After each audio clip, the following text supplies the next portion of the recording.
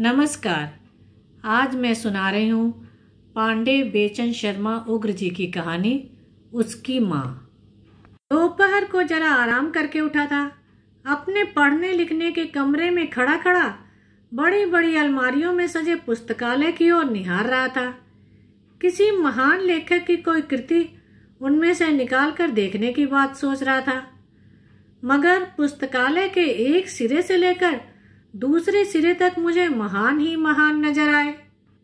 कहीं गेटे, कहीं रूसो, कहीं मेजनी, कहीं नीत्शे, कहीं शेक्सपियर, कहीं टॉलस्टॉय, कहीं ह्यूगो, कहीं मोपांसा, कहीं Dickens, Spencer, Macaulay, Milton, Molière.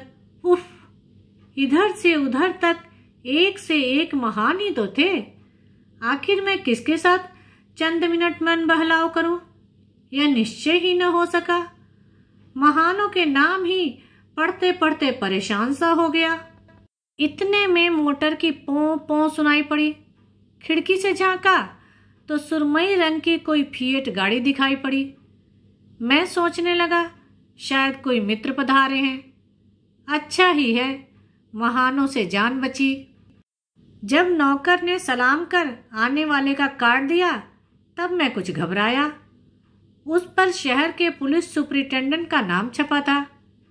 ऐसे बेवक्त ये कैसे आए? पुलिस पति भीतर आए। मैंने हाथ मिलाकर चक्कर खाने वाली एक गद्दीदार कुर्सी पर उन्हें आसन दिया। वे व्यापारिक मुस्कुराहट से लैस होकर बोले, इस अचानक आगमन के लिए आप मुझे क्षमा करें। आज्ञा हो, मैंने भी नम्रता से कहा। उन्होंने पॉकेट से एक डायरी निकाली, डायरी से एक तस्वीर। बोले, देखिए इसे जरा बताइए तो, आप पहचानते हैं इसको? हाँ, पहचानता तो हूँ, जरा सहमते हुए मैंने बताया। इसके बारे में मुझे आपसे कुछ पूछना है। पूछिए। इसका नाम क्या है? लाल। मैं इसी नाम से बचपन ही से इसे पुकारता आ रहा हूं, मगर यह पुकारने का नाम है। एक नाम कोई और है सो मुझे स्मरण नहीं। कहाँ रहता है यह? सुपरिटेंडेंट ने मेरी ओर देखकर पूछा। मेरे बंगले के ठीक सामने एक 2 मंजिला कच्चा पक्का घर है, उसी में वह रहता है, वह और उसकी बूढ़ी माँ। बूढ़ी का नाम क्या है? जानकी। और कोई नहीं है क्या इसके परिवार में? दोनों का पालन पोषण कौन करता है? 7-8 वर्ष हुए लाल के पिता का देहांत हो गया। अब उस परिवार में वह और उसकी माता ही बचे हैं। उसका पिता जब तक जीवित रहा बराबर मेरी जमींदारी का मुख्य मैनेजर रहा। उसका नाम रामनाथ था। वही मेरे पास कुछ हजार रुपए जमा कर गया था, जिससे अब तक उनका खर्चा चल रहा है। लड़का कॉलेज में पढ़ रहा है। जानकी को आशा है वह 1-2 साल बाद कमाने और परिवार को संभालने लगेगा। मगर क्षमा कीजिए, क्या मैं यह पूछ सकता हूँ कि आप उसके बारे में क्यों इतनी पूछताछ कर रहे हैं? यह तो मैं आपको नहीं बता सकता, मगर इतना आप समझ लें, यह सरकारी काम है, इसलिए आज मैंने आपको तकलीफ दी है। अजी, इसमें तकलीफ की क्या बात है? हम तो 7 पुश्त से सरकार के फर्माबरदार हैं। और कुछ आज्ञा? एक बात और, पुलिस पति ने गंभीरता पूर्वक धीरे से कहा। मैं मित्रता से आपसे निवेदन करता हूँ, आप इस परिवार से जरा सावधान और दूर रहें। फिलहाल इससे अधिक मुझे कुछ नहीं कहना। लाल की माँ। एक दिन जानकी को बुलाकर मैंने समझाया, तुम्हारा लाल आजकल क्या पाजीपन करता है? तुम उसे केवल प्यार ही करती हो ना? भोगोगी। क्या बात है बाबू? उसने कहा। लाल क्या करता है? मैं तो उसे कोई भी बुरा काम करते नहीं देखती। बिना किए ही तो सरकार किसी के पीछे नहीं पड़ती। हाँ लाल की माँ, बड़ी धर्मात्मा, विवेकी और न्यायी सरकार है यह। जरूर तुम्हारा लाल कुछ करता होगा। माँ, पुकारता हुआ उसी समय लाल भी आया, लंबा, सुडौल, सुंदर, तेजस्वी। माँ, उसने मुझे नमस्कार कर जानकी से कहा, तू यहाँ भाग आई है? चल तो। मेरे कई सहपाठी वहाँ खड़े हैं, उन्हें चटपट कुछ जलपान करा दे, फिर हम घूमने जाएंगे। अरे, जानकी के चेहरे की झुर्रियाँ चमकने लगी, कांपने लगी। उसे देखकर, तू आ गया लाल? चलती हूँ भैया। पर देख तो, तेरे चाचा क्या शिकायत कर रहे हैं। तू क्या पाजीपना करता है बेटा? क्या है चाचा जी? उसने सविनय सुमधुर स्वर में मुझसे पूछा। मैंने क्या अपराध किया है? मैं तुमसे नाराज हूं लाल, मैंने गंभीर स्वर में कहा। क्यों चाचा जी? तुम बहुत बुरे होते जा रहे हो, जो सरकार के विरुद्ध षड्यंत्र करने वाले के साथी हो। हाँ, तुम हो। देखो लाल की माँ, इसके चेहरे का रंग उड़ गया, यह सोचकर कि यह खबर मुझे कैसे मिली। सचमुच एक बार उसका खिला हुआ रंग जरा मुरझा गया मेरी बातों से, पर तुरंत ही वह संभला। आपने गलत सुना चाचा जी, मैं किसी षड्यंत्र में नहीं। हाँ, मेरे विचार स्वतंत्र अवश्य हैं। मैं जरूरत बेजरूरत जिस तीस के आगे उबल अवश्य पड़ता हूँ, देश की दुर्व्यवस्था पर उबल उठता हूँ, इस पशु हृदय प्रतंत्रता पर। तुम्हारी ही बात सही, तुम षड्यंत्र में नहीं, विद्रोह में नहीं, पर यह बकबक क्यों? इससे फायदा? तुम्हारी इस बकबक से न तो देश की दुर्दशा दूर होगी और न उसकी पराधीनता। तुम्हारा काम पढ़ना है, पढ़ो। इसके बाद कर्म करना होगा, परिवार और देश की मर्यादा बचानी होगी। तुम पहले अपने घर का उद्धार तो कर लो, तब सरकार के सुधार का विचार करना। उसने नम्रता से कहा, चाचा जी क्षमा कीजिए, इस विषय में मैं आपसे विवाद नहीं करना चाहता। चाहना होगा, विवाद करना होगा। मैं केवल चाचा जी ही नहीं, तुम्हारा बहुत कुछ हूं। तुम्हें देखते ही मेरी आंखों के सामने रामनाथ नाचने लगते हैं, तुम्हारी बूढ़ी माँ घूमने लगती है। भला मैं तुम्हें बेहाथ होने दे सकता हूं? इस भरोसे मत रहना। इस पराधीनता के विवाद में चाचा जी मैं और आप दो भिन्न सिरों पर हैं। आप कट्टर राजभक्त, मैं कट्टर राजविद्रोही। आप पहली बात को उचित समझते हैं कुछ कारणों से, मैं दूसरी को दूसरे कारणों से। आप अपना पद छोड़ नहीं सकते अपनी प्यारी कल्पनाओं के लिए, मैं अपना भी नहीं छोड़ सकता। तुम्हारी कल्पनाएं क्या हैं, सुनो तो, जरा मैं भी जान लूं कि अब के लड़के कॉलेज की गर्दन तक पहुंचते पहुंचते कैसे कैसे हवाई किले उठाने के सपने देखने लगते हैं। जरा मैं भी तो सुनूं बेटा। मेरी कल्पना यह है कि जो व्यक्ति समाज या राष्ट्र के नाश पर जीता हो, उसका सर्वनाश हो। जानकी उठकर बाहर चली। अरे तू तो जमकर चाचा से जूझने लगा। वहां 4 बेचारे बच्चे दरवाजे पर खड़े होंगे। लड़ तू, मैं जाती हूं। उसने मुझसे कहा, समझा दो बाबू, मैं तो आप ही कुछ नहीं समझती, फिर इसे क्या समझाऊंगी। उसने फिर लाल की ओर देखा। चाचा जो कहें मान जा बेटा, या तेरे भले की ही तो कहेंगे। वह बेचारी कमर झुकाए उस 60 वर्ष की वय में भी घूंघट संभाले चली गई। उस दिन उसने मेरी और लाल की बातों की गंभीरता नहीं समझी। मेरी कल्पना यह है कि, उत्तेजित स्वर में लाल ने कहा, ऐसे दुष्ट व्यक्ति नाशक राष्ट्र के सर्वनाश में मेरा भी हाथ हो। तुम्हारे हाथ दुर्बल हैं, उनसे जिनसे तुम पंजा लेने जा रहे हो चर मर हो उठेंगे, नष्ट हो जाएंगे। चाचा जी, नष्ट हो जाना तो यहाँ का नियम है। जो संवारा गया है वह बिगड़ेगा ही। हमें दुर्बलता के डर से अपना काम नहीं रोकना चाहिए। कर्म के समय हमारी भुजाएं दुर्बल नहीं, भगवान की सहस्त्र भुजाओं की सखियां हैं।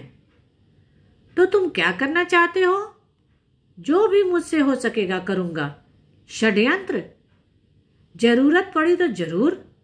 विद्रोह? हाँ अवश्य। हत्या? हाँ हाँ हाँ।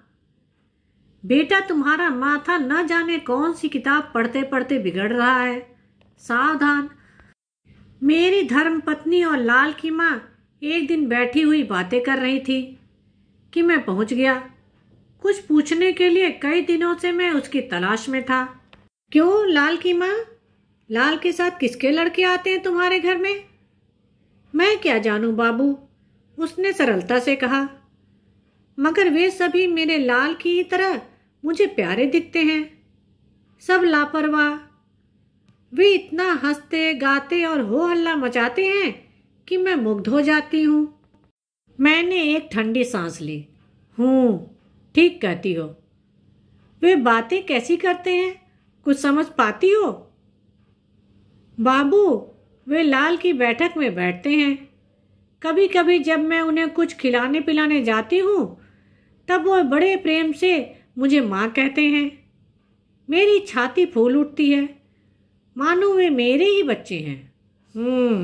मैंने फिर सांस ली। एक लड़का उनमें से बहुत ही हंसोड़ है, खूब तगड़ा और बली दिखता है। लाल कहता था वह डंडा लड़ने में, दौड़ने में, घूसेबाजी में, खाने में, छेड़खानी करने और हो हा हा कर हंसने में समूचे कॉलेज में फर्स्ट है। उसी लड़के ने एक दिन जब मैं उन्हें हलवा परोस रही थी मेरे मुंह की ओर देखकर कहा, माँ तू तो ठीक भारत माता सी लगती है। तू बूढ़ी, वह बूढ़ी। उसका उजला हिमालय है, तेरे केश। हाँ, नक्शे से साबित करता हूँ तू भारत माता है। सिर तेरा हिमालय, माथे की दोनों गहरी बड़ी रेखाएं गंगा और यमुना, यह नाक विंध्याचल, ठोड़ी कन्याकुमारी तथा छोटी बड़ी झुर्रियां रेखाएं भिन्न भिन्न पहाड़ और नदियां हैं। जरा पास आ मेरे, तेरे केशों को पीछे से आगे बाएं कंधे पर लहरा दूं, वह बर्मा बन जाएगा। बिना उसके भारत माता का श्रृंगार शुद्ध न होगा। जानकी उस लड़के की बातें सोचकर गदगद हो उठी। बाबू, ऐसा ढीठ लड़का। सारे बच्चे हंसते रहे और उसने मुझे पकड़ मेरे बालों को बाहर कर अपना बर्मा तैयार कर लिया। उसकी सरलता मेरी आंखों में आंसू बनकर छा गई। मैंने पूछा, लाल की माँ, और भी वे कुछ बातें करते हैं? लड़ने की, झगड़ने की, गोला गोली या बंदूक की? अरे बाबू, उसने मुस्कुराकर कहा, वे सभी बातें करते हैं। उनकी बातों का कोई मतलब थोड़े ही होता है। सब जवान हैं, लापरवाह हैं, जो मुंह में आता है बकते हैं। कभी कभी तो पागलों सी बातें करते हैं। महीना भर पहले एक दिन लड़के बहुत उत्तेजित थे। न जाने कहाँ लड़कों को सरकार पकड़ रही है। मालूम नहीं पकड़ती भी है या वे यूं ही गप हाँकते थे। मगर उस दिन वे यही बक रहे थे। पुलिस वाले केवल संदेह पर भले आदमियों के बच्चों को त्रास देते हैं, मारते हैं, सताते हैं। यह अत्याचारी पुलिस की नीचता है।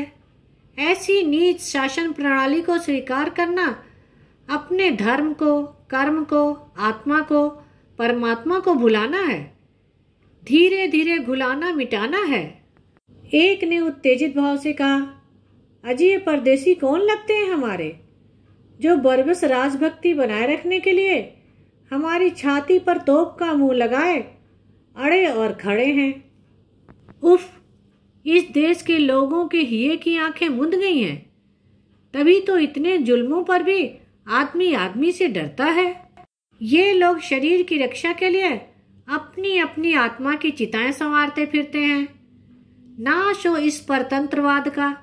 दूसरे ने कहा, लोग ज्ञान न पा सकें इसलिए इस सरकार ने हमारे पढ़ने लिखने के साधनों को अज्ञान से भर रखा है।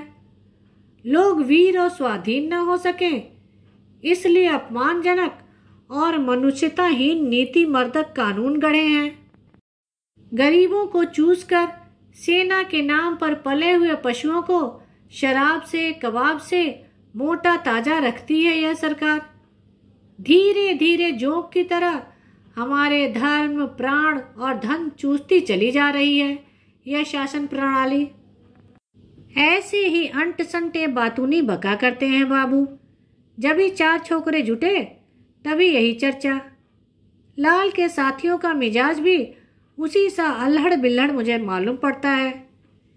ये लड़के ज्यों ज्यों पढ़ते जा रहे हैं त्यों त्यों बक बक में बढ़ते जा रहे हैं। ये बुरा है लाल की माँ। मैंने गहरी सांस ली। जमींदारी के कुछ जरूरी काम से 4-5 दिनों के लिए बाहर गया था। लौटने पर बंगले में घुसने के पूर्व लाल के दरवाजे पर नजर पड़ी तो वहां एक भयानक सन्नाटा सा नजर आया, जैसे घर उदास हो, रोता हो। भीतर आने पर मेरी धर्मपत्नी मेरे सामने उदास मुख खड़ी हो गई। तुमने सुना? नहीं तो कौन सी बात? लाल की मां पर भयानक विपत्ति टूट पड़ी है।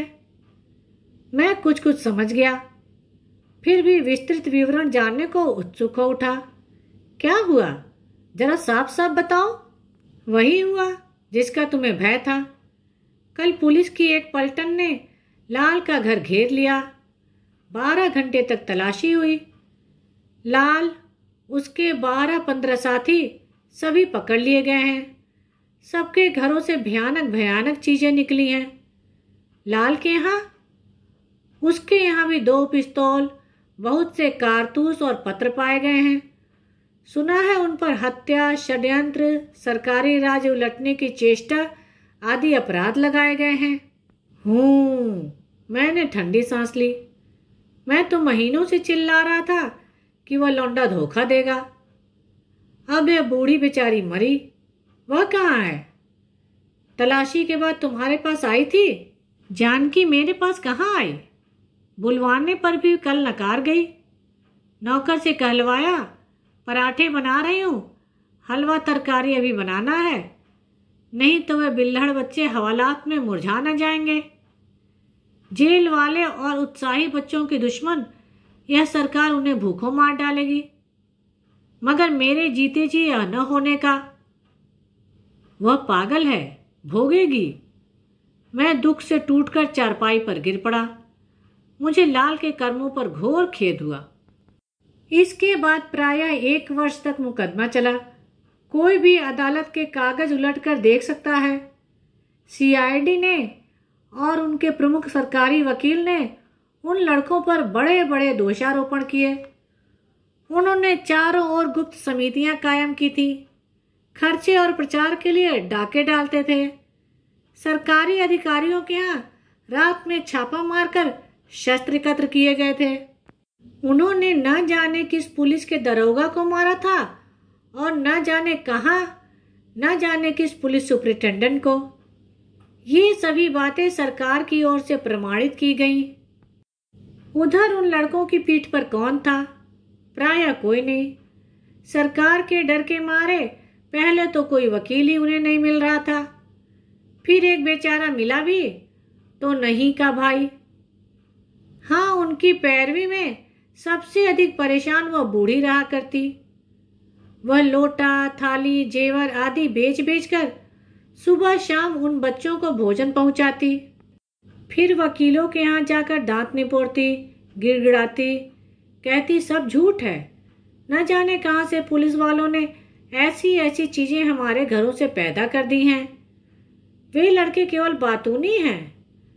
हाँ, मैं भगवान का चरण छूकर कह सकती हूँ। तुम जेल में जाकर देख आओ वकील बाबू, भला फूल से बच्चे हत्या कर सकते हैं? उसका तन सूख कर कांटा हो गया, कमर झुककर धनुष सी हो गई, आंखें निस्तेज। मगर उन बच्चों के लिए दौड़ना, हाय हाय करना उसने बंद न किया। कभी कभी सरकारी नौकर, पुलिस या वार्डन झुंझलाकर उसे झिड़क देते, धकिया देते। उसको अंत तक यह विश्वास रहा कि यह सब पुलिस की चालबाजी है। अदालत में जब दूध का दूध और पानी का पानी किया जाएगा तब वे बच्चे जरूर बेदाग छूट जाएंगे। वे फिर उसके घर में लाल के साथ आएंगे, उसे माँ कहकर पुकारेंगे। मगर उस दिन उसकी कमर टूट गई। जिस दिन ऊंची अदालत ने लाल को, उस बंगड़ लठैत को तथा 2 और लड़कों को फांसी और 10 को 10 वर्ष से 7 वर्ष की कड़ी सजाएं सुना दी, वह अदालत के बाहर झुकी खड़ी थी। बच्चे बेड़ियां बजाते मस्ती से झूमते बाहर आए। सबसे पहले उस बंगड़ की नजर उस पर पड़ी। माँ, वह मुस्कुराया। अरे, हमने तो हलवा खिला खिला कर तूने गधे सा तगड़ा कर दिया है, ऐसा कि फांसी की रस्सी टूट जाए और हम अमर के अमर बने रहें। मगर तू स्वयं सूख कर काटा हो गई है। क्यों पगली, तेरे लिए घर में खाना नहीं है क्या? माँ, उसके लाल ने कहा, तू भी जल्द वहीं आना जहाँ हम लोग जा रहे हैं। यहाँ से थोड़ी ही देर का रास्ता है माँ, एक सांस में पहुँचोगी। वहीं हम स्वतंत्रता से मिलेंगे, तेरी गोद में खेलेंगे, तुझे कंधे पर उठाकर इधर से उधर दौड़ते फिरेंगे। समझती है, वहाँ बड़ा आनंद है। आएगी न माँ? बंगड़ ने पूछा। आएगी न माँ? लाल ने पूछा। आएगी न माँ? फांसी दंड प्राप्त 2 दूसरे लड़कों ने भी पूछा। और वह टुकुर टुकुर उनका मुंह ताकती रही। तुम कहाँ जाओगे पगलों? जब से लाल और उसके साथी पकड़े गए, तब से शहर या मोहल्ले का कोई भी आदमी लाल की माँ से मिलने से डरता था। उसे रास्ते में देखकर जाने पहचाने बंगले झांकने लगते। मेरा स्वयं अपार प्रेम था उस बेचारी बुढ़िया पर, मगर मैं भी बराबर दूर ही रहा। कौन अपनी गर्दन मुसीबत में डालता, विद्रोही की माँ से संबंध रखकर। उस दिन ब्यालू करने के बाद कुछ देर के लिए पुस्तकालय वाले कमरे में गया। किसी महान लेखक की कोई महान कृति क्षण भर देखने के लिए लालच से मैंने मैगजीन की एक जिल्द निकालकर उसे खोला। पहले ही पन्ने पर पेंसिल की लिखावट देखकर चौंका। ध्यान देने पर पता चला वे लाल के हस्ताक्षर थे। मुझे याद पड़ गई, 3 वर्ष पूर्व उस पुस्तक को मुझसे मांगकर उस लड़के ने पढ़ा था। एक बार मेरे मन में बड़ा मोह उत्पन्न हुआ उस लड़के के लिए। उसके पिता रामनाथ की दिव्य और स्वर्गीय तस्वीर मेरे आंखों के सामने नाच गई। लाल की मां पर उसके सिद्धांतों, विचारों या आचरणों के कारण जो वज्रपात हुआ था, उसकी एक ठेस मुझे भी उसके हस्ताक्षर को देखते ही लगी। मेरे मुंह से एक गंभीर, लाचार, दुर्बल सांस निकल कर रह गई। पर दूसरे ही क्षण पुलिस सुपरिटेंडेंट का ध्यान आया। उसकी भूरी, डरावनी, अमानवीय आंखें मेरी आप सुखी तो जग सुखी आंखों में वैसी ही चमक गई, जैसे उजड़ गांव के सिवान में कभी कभी भुतही चिंगारी चमक जाया करती है। उसके रूखे फौलादी हाथ, जिनमें लाल की तस्वीर थी, मानो मेरी गर्दन चापने लगे। मैं मेज पर से रबर उठाकर उस पुस्तक पर से उसका नाम उधेड़ने लगा। उसी समय मेरी पत्नी के साथ लाल की माँ वहां आई। उसके हाथ में एक पत्र था। अरे, मैं अपने को रोक न सका। लाल की माँ, तुम तो बिल्कुल पीली पड़ गई हो। तुम इस तरह मेरी ओर निहारती हो मानो कुछ देखती ही नहीं हो। यह हाथ में क्या है? उसने चुपचाप पत्र मेरे हाथ में दे दिया। मैंने देखा, उस पर जेल की मुहर थी। सजा सुनाने के बाद वह वहीं भेज दिया गया था, यह मुझे मालूम था। मैं पत्र निकालकर पढ़ने लगा। वह उसकी अंतिम चिट्ठी थी। मैंने कलेजा रूखा कर उसे जोर से पढ़ दिया। माँ, जिस दिन तुम्हें यह पत्र मिलेगा, उसके सवेरे मैं बाल अरुण के किरण रथ पर चढ़कर उस ओर चला जाऊंगा। मैं चाहता तो अंत समय तुमसे मिल सकता था, मगर इससे क्या फायदा? मुझे विश्वास है तुम मेरी जन्म जन्मांतर की जननी ही रहोगी। मैं तुमसे दूर कहाँ जा सकता हूँ? माँ, जब तक पवन सांस लेता है, सूर्य चमकता है, समुद्र लहराता है, तब तक कौन मुझे तुम्हारी करुणामयी गोद से दूर खींच सकता है। दिवाकर थमा रहेगा, अरुण रथ लिए जमा रहेगा। मैं, बंगड़, वह, यह सभी तेरे इंतजार में रहेंगे। हम मिले थे, मिले हैं, मिलेंगे। हाँ माँ, तेरा लाल। कांपते हाथ से पत्र पढ़ने के बाद पत्र को मैंने उस भयानक लिफाफे में भर दिया।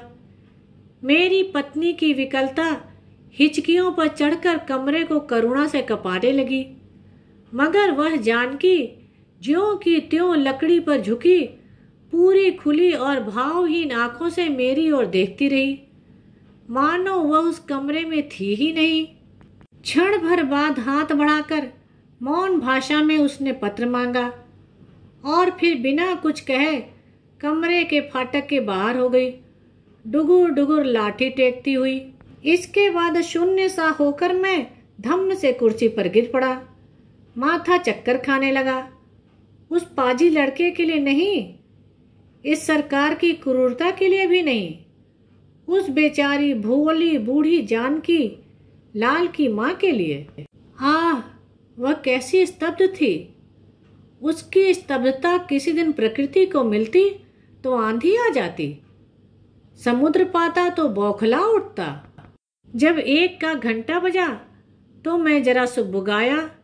ऐसा मालूम पड़ने लगा मानो हरारत पैदा हो गई है, माथे में, छाती में, रग रग में। पत्नी ने आकर कहा, बैठे ही रहोगे, सोओगे नहीं? मैंने इशारे से उसे जाने को कहा। फिर मेजिनी की जिल्द पर नजर गई, उसके ऊपर पड़े रबड़ पर भी, फिर अपने सुखों की, जमींदारी की, धनिक जीवन की और उस पुलिस अधिकारी की निर्दय नीरस निस्सार आंखों की स्मृति कलेजे में कंपन भर गई। फिर रबर उठाकर मैंने उस पाजी का पेंसिल खचित नाम पुस्तक की छाती पर से मिटा डालना चाहा। माँ! मुझे सुनाई पड़ा। ऐसा लगा गोया लाल की माँ करा रही है। मैं रबर हाथ में लिए दहलते दिल से खिड़की की ओर बढ़ा। लाल के घर की ओर कान लगाने पर सुनाई न पड़ा। मैं सोचने लगा, भ्रम होगा। वह अगर कराहती होती तो एक आध आवाज और सुनाई पड़ती। वह कराहने वाली औरत है भी नहीं। रामनाथ के मरने पर भी उस तरह नहीं घिघियाई जैसे साधारण स्त्रियां ऐसे अवसरों पर तड़पा करती हैं। मैं पुनः सोचने लगा, वह उस नालायक के लिए क्या नहीं करती थी। खिलौने की तरह, आराध्य की तरह उसे दुलारती और संवारती फिरती थी। पर आह रे छोकरे! माँ! फिर वही आवाज। जरूर जानकी रो रही है, जरूर वही विकल व्यथित विवश बिलख रही है। हाय री माँ! अभागिन वैसे ही पुकार रही है जैसे वह पाजी गाकर मचलकर स्वर को खींचकर उसे पुकारता था। अंधेरा धूमिल हुआ, फीका पड़ा, मिट चला। उषा पीली हुई, लाल हुई। रवि रथ लेकर वहां क्षितिज से उस छोर पर आकर पवित्र मन से खड़ा हो गया। मुझे लाल के पत्र की याद आ गई। माँ! मानो लाल पुकार रहा था, मानो जानकी प्रतिध्वनि की तरह उसी पुकार को गा रही थी। मेरी छाती धक धक करने लगी। मैंने नौकर को पुकार कर कहा, देखो तो लाल की माँ क्या कर रही है। जब वह लौट कर आया तब मैं एक बार पुनः मेज और मेजिनी के सामने खड़ा था, हाथ में रबर लिए उसी उद्देश्य से। उसने घबराए स्वर में कहा, हुजूर, उनकी तो अजीब हालत है। घर में ताला पड़ा है और वे दरवाजे पर पांव पसारे हाथ में कोई चिट्ठी लिए मुंह खोल मरी बैठी हैं। हाँ सरकार, विश्वास मानिए, वे मर गई हैं। सांस बंद है, आंखें खुली। धन्यवाद। मेरे चैनल को लाइक करें, शेयर करें और सब्सक्राइब करें, जिससे इस तरह की सभी कहानियाँ आपको समय से मिल जाएं।